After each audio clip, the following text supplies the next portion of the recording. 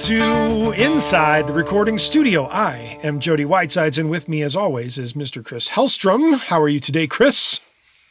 I'm doing okay, Jody. Just okay? Doing okay.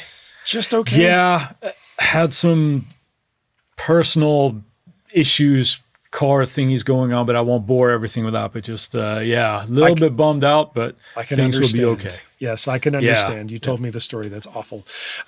Yeah. So today we are going to dive right into our subject, which is going to be the difference between the concept of mastering and or processing your mix on a tube bus. Right? Did I say that correctly? I feel like I didn't. I think that was pretty good. Yeah. And this is a listener request. It is. Actually. So this comes from our listener, Justin Berner. Thank you for the suggestion, Justin. And I think it's a good one. We have touched on this a little bit in a prior episode in preparing your tracks for mastering. But I think it warrants a deeper dive? Something of that nature, yes. Okay. I think so. So are you ready to dive? I think we'll dive right in, shall we? Go right ahead. We got our scuba gear on. We're ready to go. I think the first thing that we should do is probably do a little bit of a explanation of the history of mastering, or what traditional all mastering was. Okay. Right, as opposed to what it kind of is today. So It has changed, definitely. Where today I think most people think about mastering as a primary issue of just loudness. Make my track loud. I want it loud. I want to feel it in my chest. Thump me in the groin. So, right. So it's not always the case that that's just what mastering is. Right now, we'll leave that alone. That's not just what it is. But there are other things that tend to happen and with mastering, and it could be slight. And this is still present today, but it could be slight fixes in EQ. Yes. Keyword there being slight. Right. Slight. We're not completely reshaping things, because then you probably have issues with your mix. But it's that, and also getting tracks to sound cohesive from one to another, right? So assuming that's the desired result, which in the case of an album, it tended to be, right? They should sound that they kind of belong together, right? Sure. It's not like, and you don't have to go and reach for the volume knob when the next track comes on, right? Or anything like that. Or one is really, really bass heavy and other one is top heavy. They're supposed to sound cohesive, like it's one big slab of work. Right? Yes. So, and that, to kind of just say one big slab, because a lot of people now are releasing singles. Sure. So mastering for a particular single is not exactly the same as mastering for an entire album, as you say. So that's one area of distinction where the mastering process has actually changed a bit, because mastering for a single is maybe you're comparing the single to some other release that the artist has already done, or some other, or another single or another album of content that the artist wants their single to sound roughly similar to, in terms of the volume and everything else. So those are both very good things to say, yes, that's what mastering had to do with. Right. And other things that we'll, I think, mention a little bit more in passing, but it used to be also thinking about track order, possibly, like in the case of an album, taking care of fade outs and that kind of thing. That might have been a lot more in the past, where we hear like ride outs on a song, where it just kind of fades away. We don't hear that so much anymore. But those were all jobs done by the mastering engineer, making sure that everything flows nicely. Yeah. And another additional thing was the actual spacing between songs. That was another job of the mastering engineer when it came to the assembly of the album, when it was multiple songs. So there's a whole other bit of context that could go into that, but that becomes now, in today's world, a disc assembly mastering person rather than just the mastering engineer, generally speaking. Yeah. I think you should mention the thing that you used to do on your albums there before we move on with the track spacing, because I think it's really interesting. Just can you give us just like a short, sure. your method? Just keep it short, but it's really cool, and it's certainly food for thought. It is. So. Well, yeah. Give us a quick rundown. What I used to do is that I would take the groove of the track that was ending. And I would the tempo, and I'd be sitting there and I'd be snapping my fingers and feeling it out. And as the song fades away, I would give 1 to 2 measures of whatever tempo that was. And then I would figure out the exact time length that was down to like the split second, because in CD mastering, you could do that. And then I would start the downbeat of the next song on that exact downbeat of that next measure. So that as you were grooving along, in your head's bobbing from the previous song, boom, the next downbeat comes on the next song, and you're right into the next song, and it's like a seamless transition. And the interesting thing about doing that, when I added the extra time at the end of a file when I was bouncing it out for the CD assembly people, when they assembled it, is he actually noticed it. Yeah. And he said, the mastering engineer. The mastering engineer noticed it. And he said, in all of the thousands of songs and CDs that he had ever done, he had never heard anyone ever do that. And so that was like, yay, somebody noticed kind of thing. See, that's cool. It is. Yeah, that's really cool. Yeah. And it just keeps the flow of the disc from front to back going the entire time. And there's no dropping of the beat anywhere kind of thing. Yeah. No, that is cool. That is really cool. So there's a little side note, but I wanted you to mention that because I thought that was kind of like a really, really cool.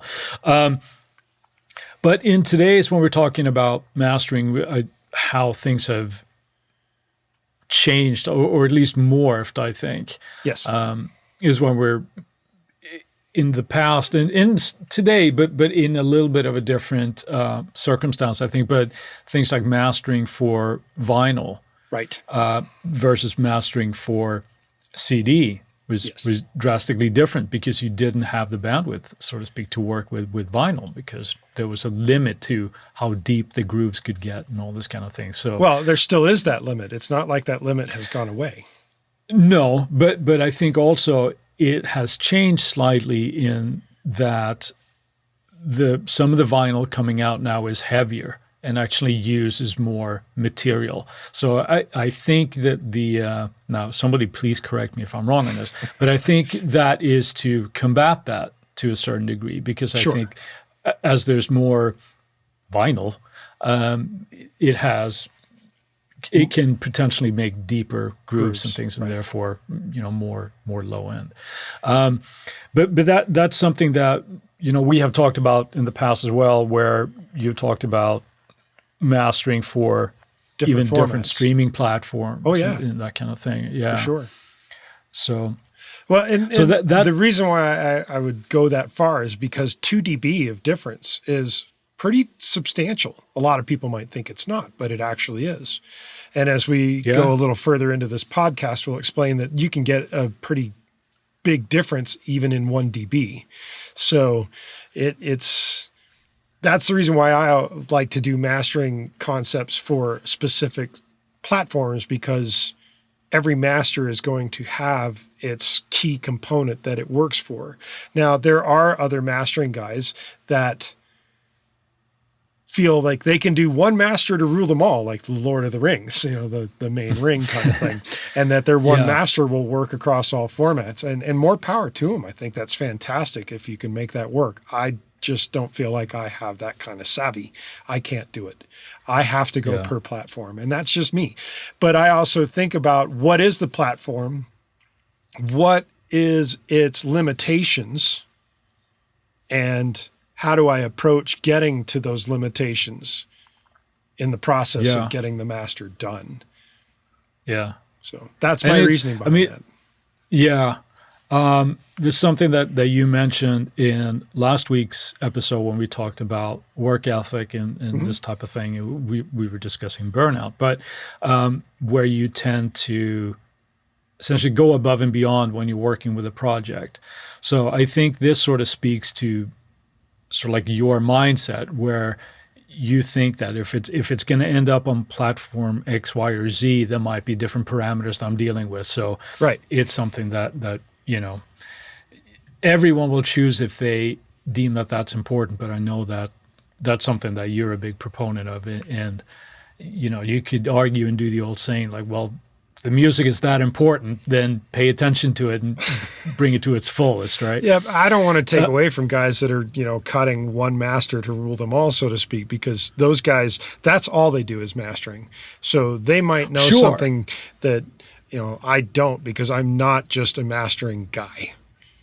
Yeah. So. No, I'm sure. And, again, it's their arena, right? They have the tools, they have the rooms, more than likely, they have the ears, and they have the experience, right? So I'm sure the guys that do that know exactly what they're doing, but it's something to consider if you're going to go for different platforms. Exactly. So with that, why don't we take a quick break for a word from our sponsors? And we're back. What are we talking about now? We're talking about processing on the master bus, aren't we? Yeah, because now we're kind of getting into the meat here a little bit more of this topic, where we have now hopefully a historical perspective of what mastering used to be. Mm-hmm. I think a lot of people today that grown up with DAWs and things to think, okay, well, we alluded to that. Mastering is just making shit loud, right? I'm going to put my L2 on the master bus, and I'm going to crank the snot out of it. Right? And I'm going to push it all the way to minus 0.01. And it's going to rock. If you're lucky, if you can go louder, just go louder, and then you wonder why it sounds like Death Magnetic. I'm sorry, was that out loud?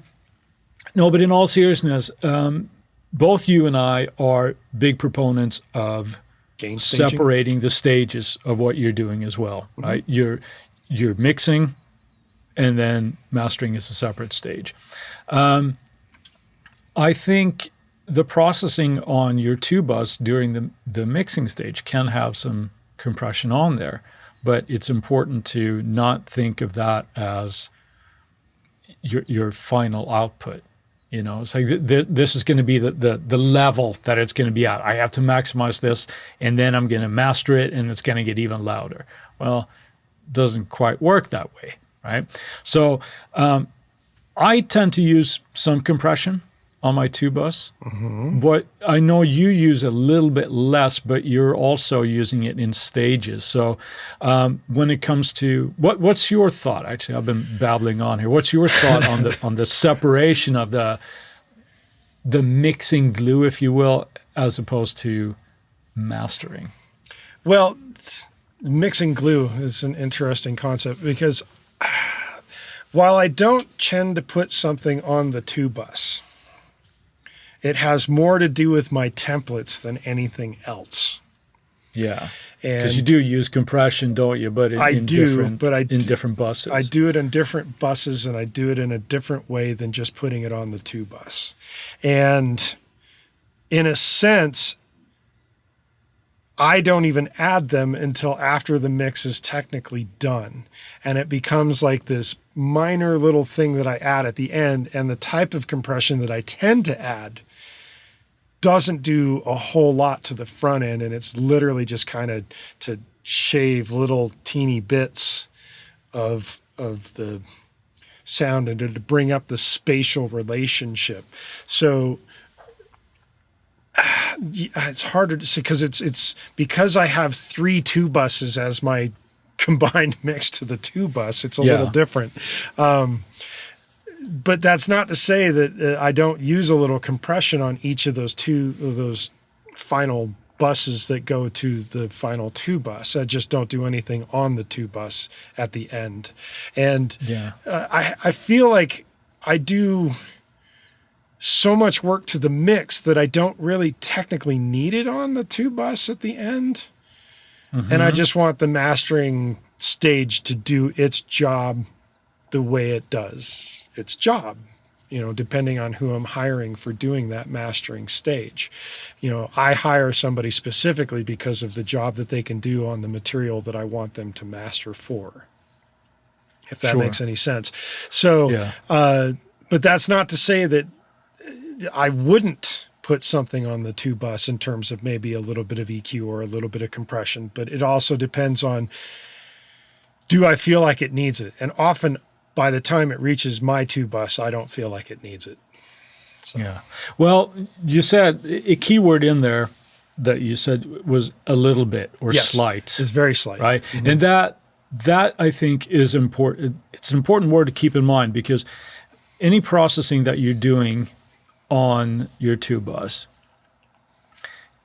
it should be, at least in my opinion, and I think yours as well, it should be just minor corrections or sweetening things that you have there. If you find yourself having to be too heavy-handed on your 2 bus, well, then your mix is wrong. You're probably better off going back and revisiting your mixing than the processing on the 2 bus, because that kind of shines a light that there are other issues with your mix. Yes. So if you find that, I have to boost like 10 dB at 100, well, then there's probably something you're missing out of something whack somewhere. in your mix. Yeah. Yeah. Are you sure you didn't mute the bass? So there are small things that are there, but I think it's important to think the same idea with EQ and compression on your 2 bus. I'm thinking I like to use like a Focusrite style compressor on my 2 bus, either that or an SSL thing. But I tend to use, we're tickling it here. It's like 1 to maybe 3 dB at the most in cases, right? If there are things that are happening there. So it's not like we're squashing things right there. And I'm certainly not thinking of sort of maximizing volume or anything like that at that stage. Far from it. I let the mastering stage define the volume, because as we have mentioned in other episodes, if you mix too loud and you want to get a mix done for, say, Apple Music, which is one of the quieter services at minus 16 LUFS. If your mix goes to the mastering guy at minus 12, you're 4 dB louder than Apple's going to want it, so to speak. Yeah. You're not going to get the what do they call it? The made for I or made for Apple mix. It used to be like the made for iTunes or mastered for iTunes. Yeah, now it's mastered for Apple Music kind of thing, of which I have that designation. I can master for Apple Music, which is a fun designation to have. But you have to be very careful, because you have to know all the steps that went in prior to the mastering stage for that, and make sure that you're mastering appropriately, where there's no clipping and there's no certain things happening, and you deliver it at a level that they want, and it's not like you're gain reductioning it that many dB kind of thing. Yeah. And if they discover that you've done it, apparently they can yank your status of being able to master for Apple Music. Oh. Yeah, so we don't want that. Well, I certainly don't. Right. No, of course. But so again, the difference here, I think, when you are I think talking to kind of go along with your thing here, you're talking about using certain kinds of compressors, so like the Focusrite, as you mentioned, and an SSL, and I'm going to guess the SSL G bus is what you're talking about.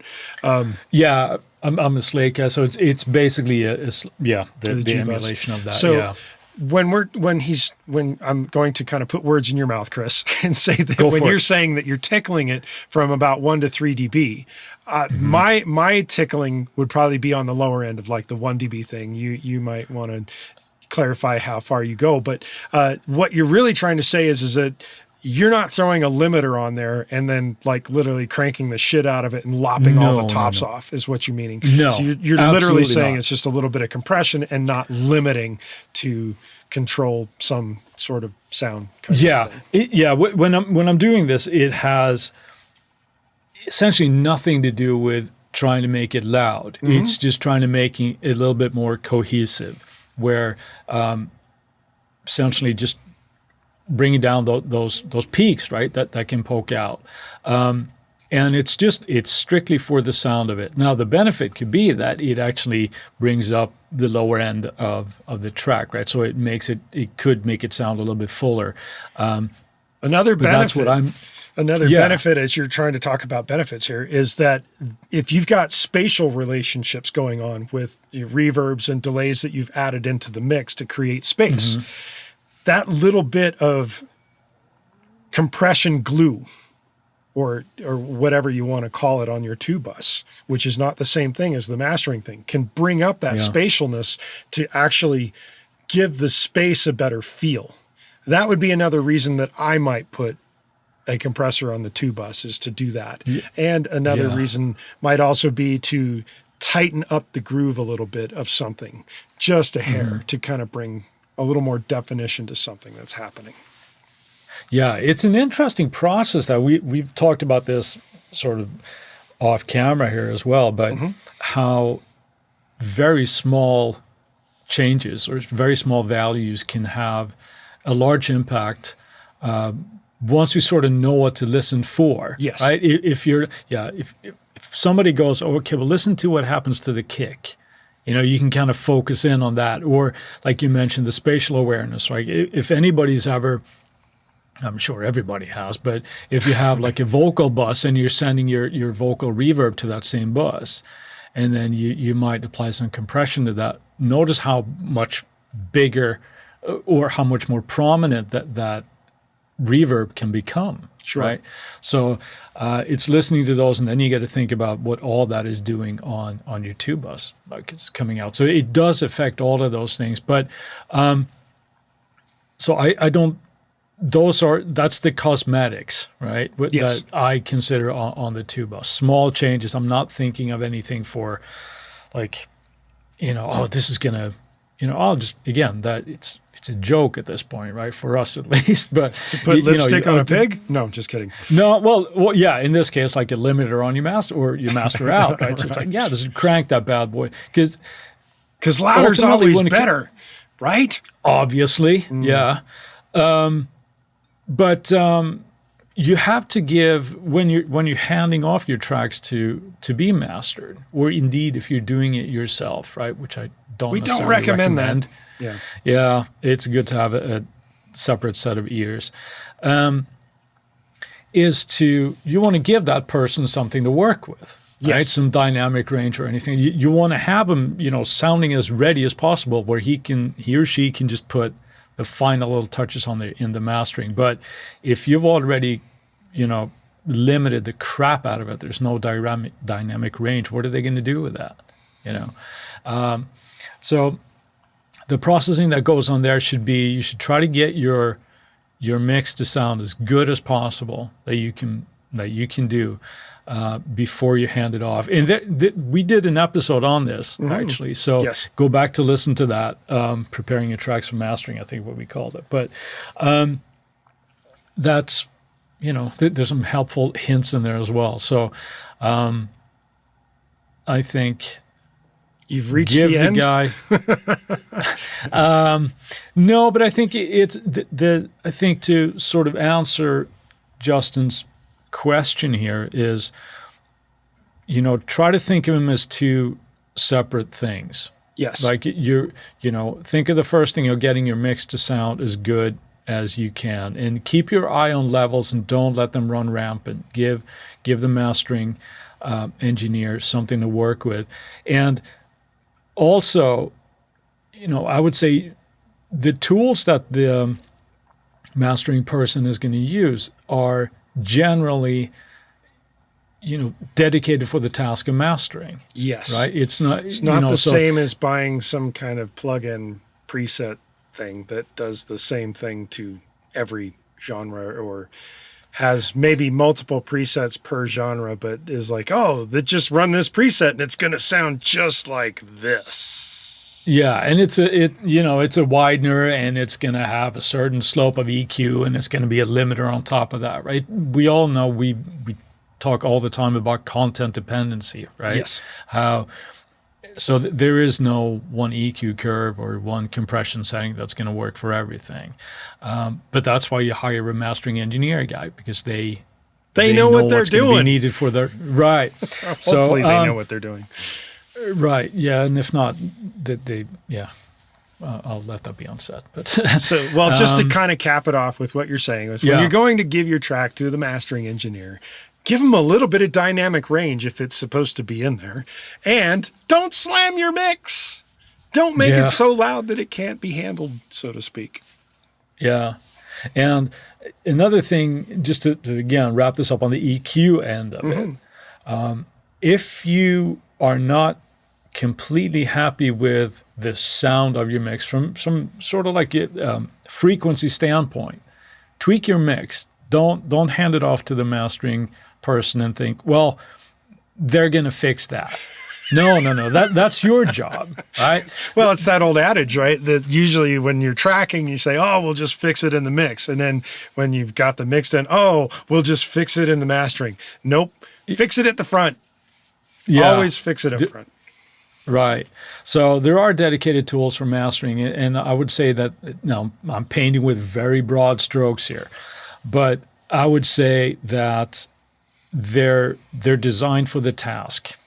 And it's not that they can't do minor adjustments, because the people that do this, they can certainly do that.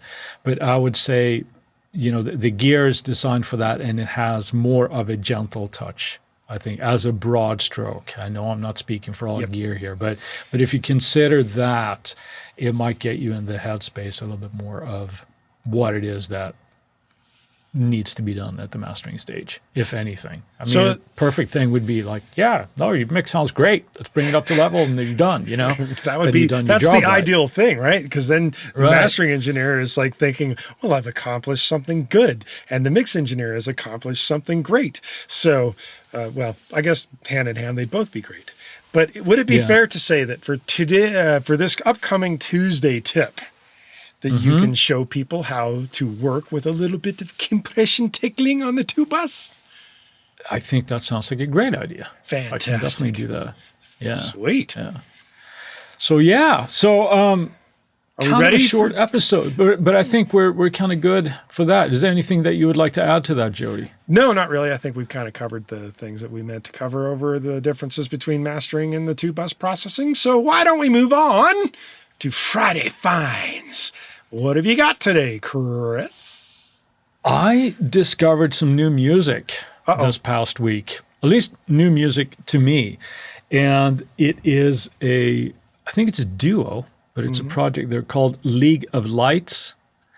And I came across my Spotify thing. Hey, you might like this. So I checked it out. Their album is called Dreamers Don't Come Down. And I couldn't believe I hadn't heard that before, because usually when I discover new music, it's they've been around for 15 years. Like, okay, great, just great pop songwriting. The production I thought was incredible, and it's a good song. So this band League of Lights, or a duo called League of Lights, it just floored me. So I'm like, cool. People need to know about these guys. What about you? What do you got? I'm going to go with Ableton Live's 11. And I'm not exactly sure how recently it came out. However, Ableton Live does some really cool things with audio. It's very soupy, and you can do some pretty wild things. In addition to that, one of the reasons why I am even thinking about Ableton Live 11 right now is because someone has gone through the painstaking reality of installing all 11 versions of Ableton Live.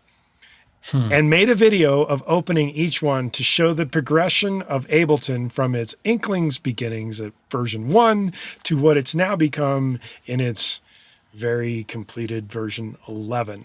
And I think the video is roughly about a half hour long, and you get to see how it progressed over time. That's really interesting.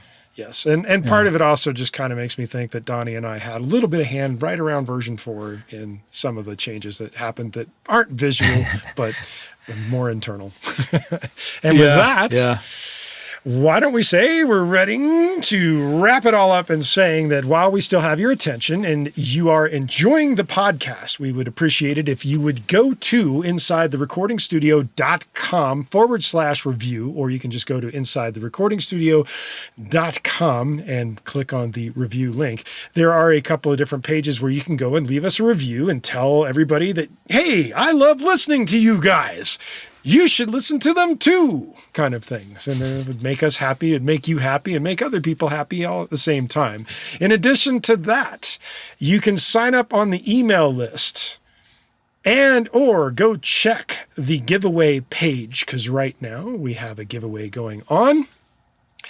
And you might win something cool. And who doesn't love winning cool shit? In addition to that, send us an email at goldstar, GOLDSTAR, at insidetherecordingstudio.com, and you will get something cool back in your inbox in the not so distant future after it hits ours. And if you have a topic of suggestion that you would like Chris and I to talk about, much like today's episode, coming to you for a young man named Justin, you can contact us on our contact page and send us that suggestion, and we'll put it into rotation just for you and for everybody else. And with that, let's wrap the bow on it and say sayonara until next week. See you later, Jody. Have a good one, buddy.